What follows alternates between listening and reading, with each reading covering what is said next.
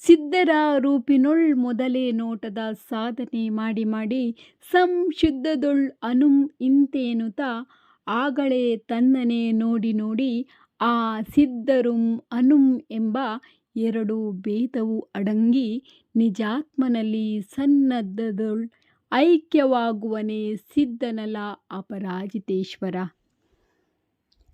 ಸಿದ್ಧಪರಮೇಶ್ವರಿಗಳ ಸ್ವರೂಪವನ್ನು ಮನದಲ್ಲಿ ಕಲ್ಪಿಸಿಕೊಂಡು ಆ ದಿವ್ಯ ಭವ್ಯ ರೂಪವನ್ನು ಚಿಂತನೆ ಮಾಡುತ್ತಾ ಮಾಡುತ್ತಾ ಶುದ್ಧ ನಿಶ್ಚಯ ನಯನದಿಂದ ನನ್ನ ಆತ್ಮನು ಸಿದ್ಧಾತ್ಮರ ಹಾಗೆ ಶುದ್ಧನು, ನಿತ್ಯನು, ನಿರಂಜನನು ಎಂಬ ಸತ್ಯದ ಅರಿವಾಗುತ್ತದೆ.